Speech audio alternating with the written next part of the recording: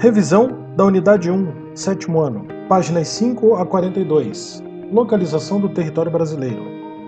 Em virtude do país ter um extenso território, o Brasil está situado em dois hemisférios em relação ao paralelo do Equador.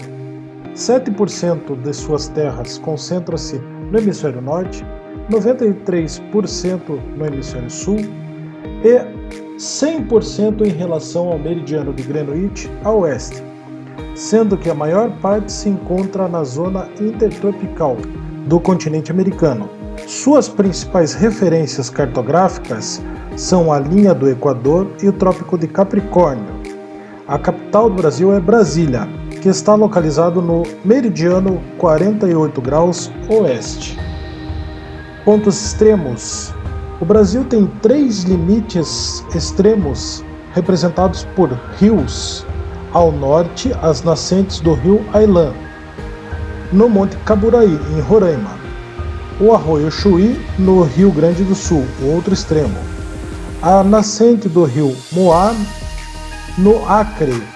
E ao leste nós encontramos a área litorânea da Ponta dos Seixas, no estado da Paraíba. Organização territorial do Brasil.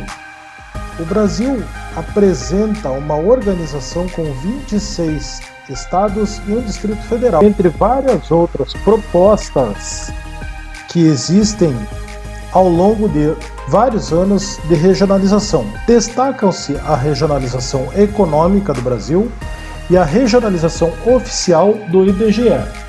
A regionalização econômica possui 3 macro-regiões.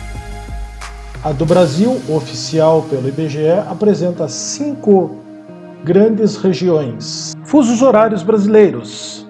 A extensão longitudinal do país favorece a divisão do território brasileiro em 4 fusos horários diferentes, com fusos horários determinados por lei, durante o governo do ex-presidente Lula, que convencionou-se que o Brasil passaria por 3 fusos horários. No entanto, principalmente as questões econômicas, esse decreto foi anulado na gestão de Dilma Rousseff e o país voltou a ter 4 fusos horários. Estrutura geológica do Brasil. A estrutura geológica de um país está associada aos recursos minerais nele disponíveis. O território brasileiro é composto por 64% de bacias sedimentares e 36% de escudos cristalinos. Classificação do relevo brasileiro. Durante o século XX, foram propostas 3 classificações do relevo, das quais passaram a ser utilizadas como base de estudos geográficos. A primeira foi elaborada nos anos de 1940 por Haroldo Azevedo.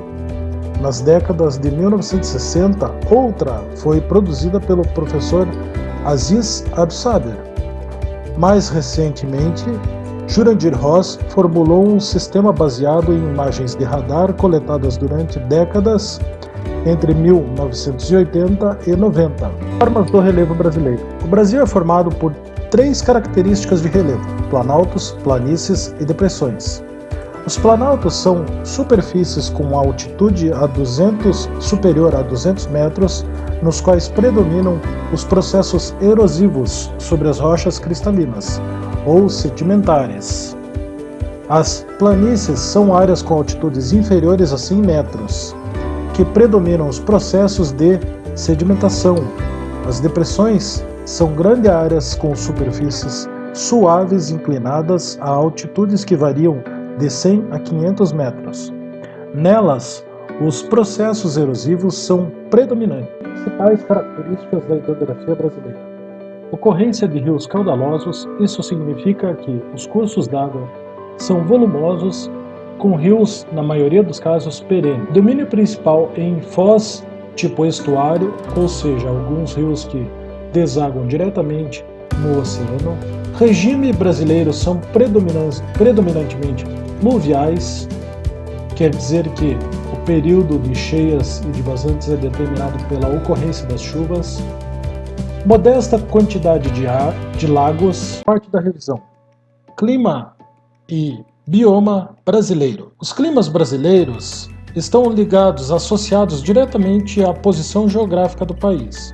É o que possibilita a predominância de climas quentes no território nacional. Pode-se dizer que o clima predominante no país é o tropical, com respectivas variações. Contudo, distinguem-se outros, como o equatorial e o subtropical. Biomas brasileiros são conjuntos diferentes de ecossistemas que ocupam a mesma localização geográfica e são, por sua vez, do mesmo tipo climático. Estão associados aos tipos climáticos. Os biomas brasileiros identificados são a Caatinga, o Cerrado, a Floresta Amazônica, a Mata Atlântica, a Mata das Araucárias, Mata dos Cocais, os Pampas, o Pantanal e os Manguezais.